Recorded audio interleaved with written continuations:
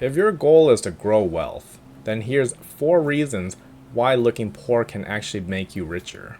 Number 1 is because of the wealth mindset. The rich live paycheck to paycheck, buying real estate, stocks, investments, political connections, rather than things such as new cars, new clothes, or new shoes. Because fundamentally, this all comes down to mindset.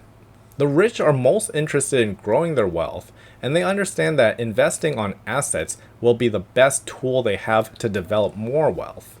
They understand that we live in a capitalistic country where one of our favorite national pastimes is to make more money. So they'll spend more on things that build their wealth and less on things that just build their ego and their pride. Now, number 2 is underpromise and overdeliver. And let me start with a non-finance example, but have any of you ever seen the fitness YouTuber named Anatoly? He's been on YouTube for about 1 year now, but already has 6 million subscribers.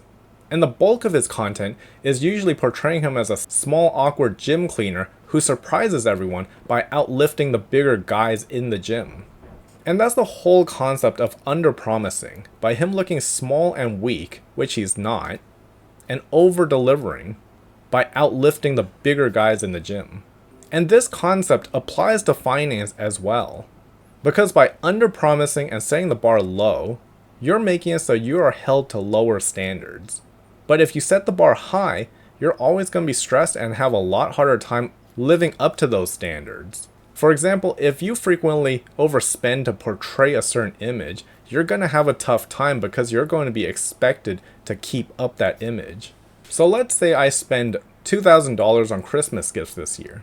Then you bet that next year, the crowd is going to expect me to either match it, be around the same, or go above that. If I go around town chanting that I'm always decked out in Louis Vuitton and Jordans, then I'm going to be made fun of if I show up in a t-shirt and jeans that I got from Walmart. If I tell my friends and family that I will only drive Lexus, Mercedes, BMW, and other luxury cars, I'm going to be made fun of if I show up in anything less expensive than that. At the worst, they'll think I'm a liar if I keep going back on my word. And that's basic human psychology. So underpromise, and you'll almost always be over-delivering. And you'll also get to retain freedom of choice in whether you underspend or spend a little bit more and pleasantly surprise the people you're with. Number 3 is that you get to avoid unwanted attention. So I grew up in a low-income neighborhood, and if you're decked out in fancy designer clothes, shoes, and jewelry, you're basically painting a target on your back. Because you're giving the image that you have a lot of money for them to steal. But in addition to that, you're also attracting other wrong people into your life. Have you ever heard of the story of lottery winners, where just within a few days, they're getting calls from nieces, nephews, cousins, and estranged friends that they didn't even know they had? And all of them are now trying to rekindle their relationship. So if you're not wealthy and you choose to portray yourself as rich, do you really always want to be wondering if your friend is your friend because of you or because of your wealth, or because they think you're wealthy? Or wondering if your partner or spouse is with you for money or because they love you and care for you? There's even been a study that shows that 25% of Americans chose to specifically pursue a romantic relationship purely for money. And not to mention, portraying yourself as rich is just really expensive. Number 4 is get or keep out of survival mode. Did you know that the combined wealth of the top 10% of Americans is actually greater than the combined wealth of the bottom 90%? Prices are going way up, but salaries aren't. And many Americans already feel like they don't have enough money as is. And that's a major source of stress for most Americans. In fact, one of the latest surveys on this shows that 72% of Americans have felt stressed in just the last month about money. So if you're frequently overspending to feed your ego and to portray a glamorized image of yourself, you're leaving yourself with a lot less emergency money for things like when you lose your job, or things like when you want to take a vacation.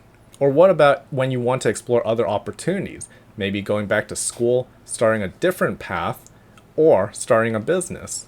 I'll tell you about a story that I recently heard. It's actually about a person who was let go from their job.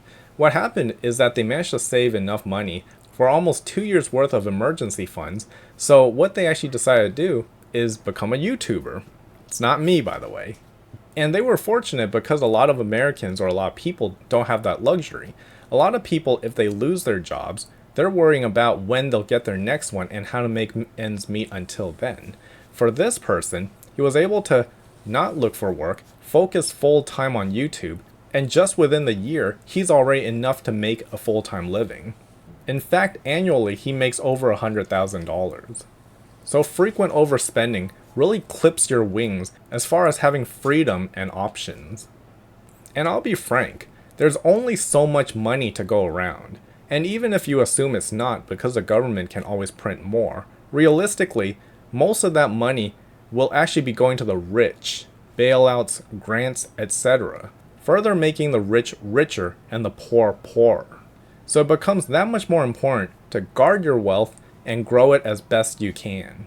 So in conclusion, I'm not saying that you should look like a bum all the time, because I don't show up in this shirt everywhere I go, or that you should pinch pennies at the cost of your own happiness, because my whole mindset on this is that there's a time and place for everything. And my main point for this video is that material things shouldn't be the source for your self-esteem and your sense of worth. Because by growing your wealth and by eliminating things that are just money pits, you'll be able to live a much more stress-free and happier life. Now, if you need help with the basics, then go ahead and check out my video on basic budgeting, because a budget and tracking your finances is really the foundations to building wealth. Again, if you like this video, then please hit the like button, subscribe, and I thank you so much for watching.